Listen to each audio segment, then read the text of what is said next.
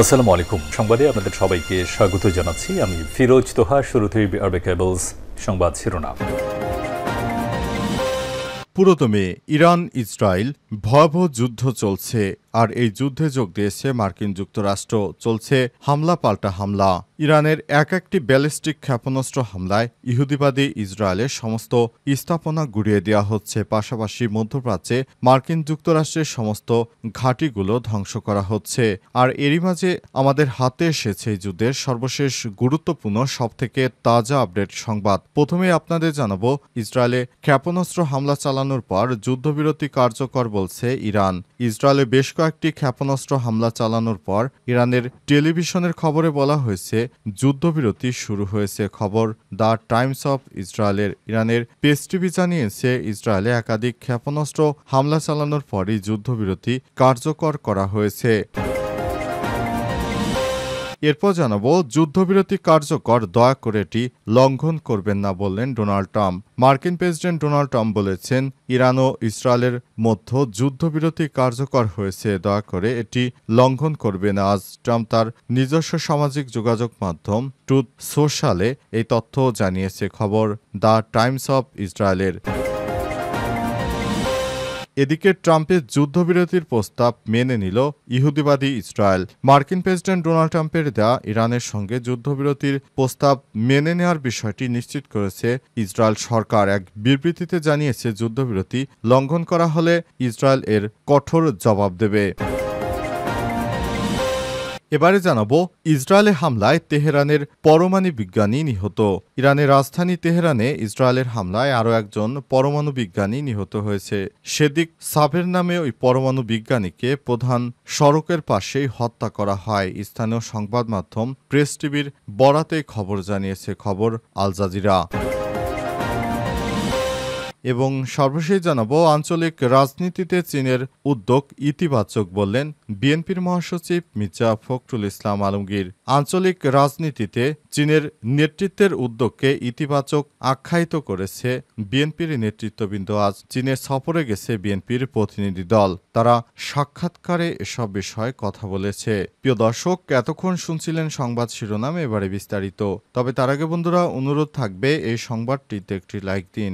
এই চ্যানেল আপনি নতুন হয়ে থাকলে আমাদের সংবাদটি দেখতে দেখতে চ্যানেলটি সাবস্ক্রাইব করে রাখুন। কমেন্ট করে বন্ধুরা আপনার মূল্যবান মতামত জানিয়ে দিন আপনি বিশ্বের কোন দেশ থেকে বা বাংলাদেশের কোন স্থান থেকে আমাদের সংবাদটি দেখছেন এবং শুনছেন। আর বন্ধুরা, ইরান ইসরায়েল যুদ্ধে আপনি কোন দেশকে সমর্থন করেন কমেন্টে জানিয়ে দিন। কমেন্ট করে জানিয়ে দিন, ইহুদিবাদী ইসরায়েল যুদ্ধে যে হেরে যাচ্ছে এ বিষয়ে আপনার মূল্যবান মতামত। এবারে বিস্তারিত। ইসরায়েলে ক্ষেপণাস্ত্র হামলা চালানোর পর যুদ্ধবিরতি কার্যকর বলছে ইরান। ইসরায়েলে বেশ কয়েকটি ক্ষেপণাস্ত্র হামলা চালানোর পর ইরানের টেলিভিশনের খবরে বলা হয়েছে যুদ্ধবিরতি শুরু হয়েছে। খবর দ্য টাইমস অফ ইসরায়েলের। ইরানের প্রেস টিভি জানিয়েছে, ইসরায়েলে একাধিক ক্ষেপণাস্ত্র হামলা চালানোর পরই যুদ্ধবিরতি কার্যকর করা হয়েছে। ইসরায়েলের প্রতিরক্ষা বাহিনী জানিয়েছে, ইরানের চালানো ক্ষেপণাস্ত্রের অধিকাংশই ভূপাতিত করা হয়েছে। তবে এর মধ্যে একটি ক্ষেপণাস্ত্র বীরশেবাতে একটি ভবনে আঘাত হানে। এতে 4 জন ইহুদি নিহত এবং আরও কয়েকজন আহত হয়েছে। এদিকে ইরানের এমন মন্তব্যের বিষয়ে কোনো প্রতিক্রিয়া জানায়নি ইসরায়েলের প্রধানমন্ত্রীর দপ্তর। দখলদার যুক্তরাষ্ট্রের মধ্যস্থতায় এবার ইরানের সঙ্গে যুদ্ধবিরতি কার্যকর হয়েছে। ইরান সরাসরি ইহুদিবাদী ইসরায়েল ও মার্কিন যুক্তরাষ্ট্রের বিভিন্ন স্থাপনায় একে একে আঘাত হানে। এর পরই শুরু হয়েছে যুদ্ধবিরতি। কোনোভাবে ইহুদিবাদীরা ইরানের সঙ্গে পেরে উঠছিল না। সর্বশেষ তারা যুদ্ধবিরতি দিয়ে তাদের এই পতনকে ঠেকিয়েছে। তাদের এই পতন ঠেকানোর ফলে ইহুদিবাদী ইসরায়েল বর্তমানে খুবই করুণ পরিস্থিতির মধ্যে রয়েছে। ইহুদিবাদী ইসরায়েল কোনোভাবে আর পশ্চিমাদের কাছ থেকে সহায়তা পাচ্ছে না শেষ পর্যন্ত। তাই যুদ্ধবিরতিতে সম্মতি হয়েছে। যদি যুদ্ধবিরতিতে সম্মতি না হতো, এতক্ষণে ইহুদিবাদী ইসরায়েলকে সবকিছু ধ্বংস করে দিত ইরান। ইরানের একটি ক্ষেপণাস্ত্র হামলায় ইহুদিবাদী ইসরায়েলের অবস্থা খুবই শোচনীয় পর্যায়ে চলে এসেছে। যুদ্ধবিরতি কার্যকর, দয়া করে এটি লঙ্ঘন করবেন না, বললেন ট্রাম্প। মার্কিন প্রেসিডেন্ট ডোনাল্ড ট্রাম্প বলেছেন, ইরান ও ইসরায়েলের মধ্যে যুদ্ধবিরতি কার্যকর হয়েছে, দয়া করে এটি লঙ্ঘন করবেন না। আজ ট্রাম্প তার নিজস্ব সামাজিক যোগাযোগ মাধ্যম ট্রুথ সোশ্যাল এই তথ্য নিশ্চিত করেছে খবর দ্য টাইমস অব ইসরায়েলের। তিনি আরও বলেছেন, যুদ্ধবিরতি কার্যকর হয়েছে, দয়া করে এটি লঙ্ঘন করবেন না। এদিকে ইরানের টেলিভিশনের খবরে যুদ্ধবিরতি কার্যকরের কথা বলা হয়েছে, তবে যুদ্ধবিরতি কার্যকরের ঘোষণা দেওয়ার আগে তেহরান ইসরায়েলে একাধিক ব্যালিস্টিক ক্ষেপণাস্ত্র হামলা চালায়, এতে 4 জন নিহত হয়েছে নিয়ে কোনো মন্তব্য করেনি ইসরায়েল। এর আগে ইরানের পররাষ্ট্রমন্ত্রী সৈয়দ আব্বাস আরাগচি জানিয়েছেন, এখন পর্যন্ত যুদ্ধবিরতি বা সামরিক অভিযান বন্ধের বিষয়ে কোনো চুক্তি হয়নি। তিনি আরও বলেছেন, তবে ইসরায়েল যদি তেহরানের স্থানীয় সময় অনুযায়ী ভোর 4টার মধ্যে ইরানি জনগণের বিরুদ্ধে তাদের অবৈধ হামলা বন্ধ করে, তাহলে আমরাও আর পাল্টা হামলা চালিয়ে যাওয়ার কোনো ইচ্ছা রাখি না। তিনি আরও বলেন, আমরা কোনোভাবেই চাই না এই যুদ্ধ দীর্ঘায়িত হোক, কারণ যুদ্ধ হলে সমস্ত রাষ্ট্রের জন্য সেটি ক্ষতিকারক প্রভাব হিসেবে বয়ে আনবে। সুতরাং এই ধরনের কোনো যুদ্ধ আমরা চালিয়ে যেতে চাই না। আমরা যুদ্ধ শুরু করিনি, ইহুদিবাদীরা যুদ্ধ শুরু করেছে। তারা যুদ্ধ বন্ধ করলে আমাদেরও পাল্টা হামলা বন্ধ হবে। এরপর পরই ইসরায়েলের পক্ষ থেকে যুদ্ধবিরতির বিষয়টি সামনে আসে এবং ট্রাম্প এই যুদ্ধবিরতির ঘোষণা করেছেন।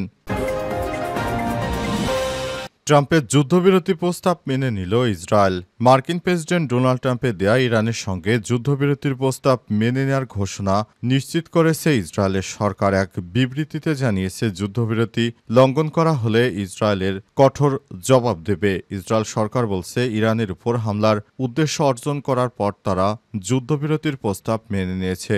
বিবৃতিতে বলা হয়েছে, ইসরায়েল ইরানের পরমাণু অস্ত্র ও ব্যালিস্টিক ক্ষেপণাস্ত্রের হুমকি দূর করেছে। এছাড়াও ইসরায়েল ইরানের সামরিক নেতৃত্বের উপর গুরুতর আঘাত হেনেছে এবং ইরানের কেন্দ্রীয় সরকারের একাধিক গুরুত্বপূর্ণ লক্ষ্যবস্তুতে আঘাত করেছে। বিবৃতিতে আরও বলা হয়েছে, গত 24 ঘণ্টায় ইসরায়েল বাহিনী তেহরানের কেন্দ্রে সরকারি লক্ষ্যবস্তুতে গুরুতর হামলা চালিয়ে শতাধিক বাসিন্দা বাশিস সদস্যকে হত্যা করেছে। বাশিস হচ্ছে ইরানের একটি মিলিশিয়া বাহিনী।